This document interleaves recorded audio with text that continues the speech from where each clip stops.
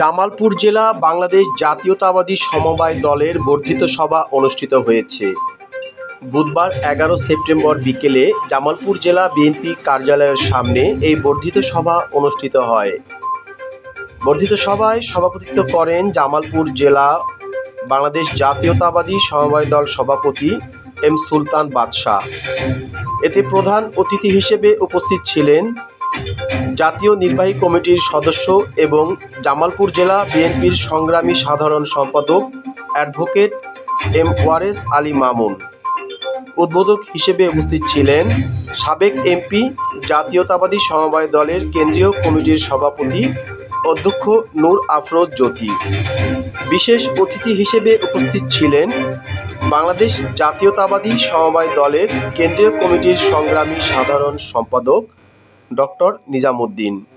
এতে অন্যান্যের মধ্যে বক্তব্য রাখেন বাংলাদেশ জাতীয়তাবাদী সমবায় দলের কেন্দ্রীয় কমিটির সম্মানিত সদস্য ও নোয়াখালী জেলার জাতীয়তাবাদী সমবায় দলের সংগ্রামী সদস্য সচিব মোহাম্মদ শাহ আলম বাবলু সহ অন্যান্য নেতৃবৃন্দ।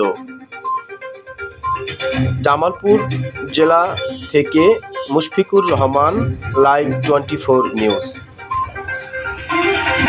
সংগ্রামী সাধারণ সম্পাদক জনাব ডক্টর নিজামুদ্দিন আহমেদ, মঞ্চে উপস্থিত বাংলাদেশ জাতীয়তাবাদী সমবায় দলের সহসভাপতি জনাব বেলাল হোসেন, মঞ্চে উপস্থিত বাংলাদেশ জাতীয়তাবাদী সমবায় দলের কেন্দ্রীয় সাংগঠনিক সম্পাদক বদরুল কাদের লডু ভাই, উপস্থিত আমার সামনে বাংলাদেশ জাতীয়তাবাদী দল সহ অঙ্গ সংগঠনের সকল নেতা কর্মীগণ, সর্বপ্রথম আমার ব্যক্তিগত পক্ষ থেকে এবং বাংলাদেশ জাতীয়তাবাদী সমবায় দলের পক্ষ থেকে সংগ্রামী সালাম এবং শুভেচ্ছা অভিনন্দন।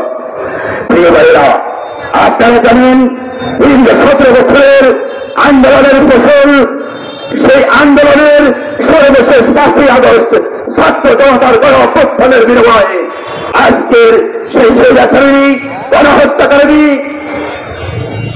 আইনের শাসন, যেখানে বিরস্ত অর্থনৈতিকভাবে দেশকে পঙ্গু করে দিয়ে শেষ পর্যন্ত তিনি এদেশের ছাত্র জনতার গণ অভ্যুত্থানের কারণে তিনি বাংলাদেশ থেকে পালিয়ে যেতে বাধ্য হয়েছেন।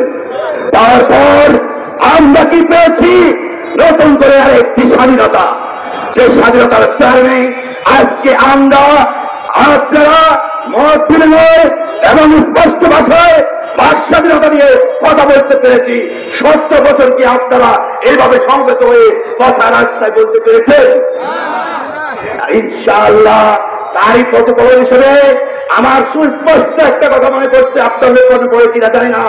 উনি স্বল্প আঙ্গিনে একটা কথাই ব্যঙ্গোক্তি করেছিল যে বিএনপির নেত্রী জেলখানায় আর নেতা বসে আছে লন্ডনে, তাদের নেতাকে আমি আজকে সেই আওয়ামী লীগের দোসর, সেই আওয়ামী লীগের নেত্রীকে সুস্পষ্ট ভাবে জিজ্ঞাসা করতে চাই, আপনি যদি আজকে আওয়ামী লীগের নেত্রী হয়ে থাকেন তাহলে আপনি আওয়ামী লীগের সাথে প্রতারণা করে বাংলাদেশ থেকে কেন পালিয়ে গেলেন?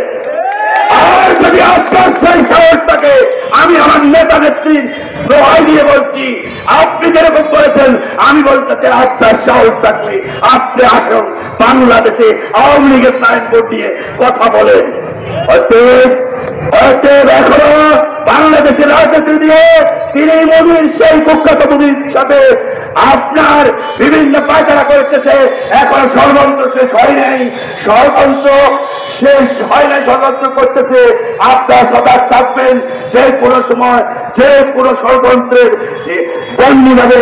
17 বছর প্রতিবাদ করেছেন, আগামী দিনেও আপনারা সে প্রতিবাদ করবেন এবং দলের নেতা তারেক রহমান বেগম খালেদা জিয়ার নির্দেশ মতো দলীয় শৃঙ্খলা মেনে নিয়ে আগামী দিনে যে সরকার গঠন হবে ইনশাআল্লাহ, আমরা যাতে বাংলাদেশ জাতীয়তাবাদী দল সরকার গঠন করতে পারি সেই ধরনের কার্যক্রম কর্মকাণ্ড আমরা নেতার আদেশ মতো চালিয়ে যাব।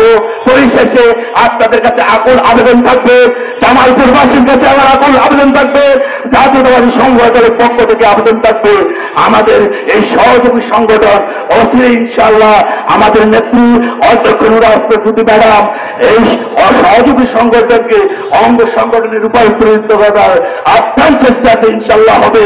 আপনাদের সহযোগিতা আমি বাংলাদেশ জাতীয়তাবাদী সংগঠনের পক্ষ থেকে আশা করি। এই বলে সংক্ষিপ্ত বক্তব্য আমি আমার এখানে শেষ করছি। খোদা হাফেজ। বাংলাদেশ জিন্দাবাদ, বাংলাদেশ জাতীয়তাবাদী সংগঠন জিন্দাবাদ, বেগম খালেদা জিয়া জিন্দাবাদ, শহীদ জিয়া অমর হোক, বেগম খালেদা জিয়া ধন্যবাদ।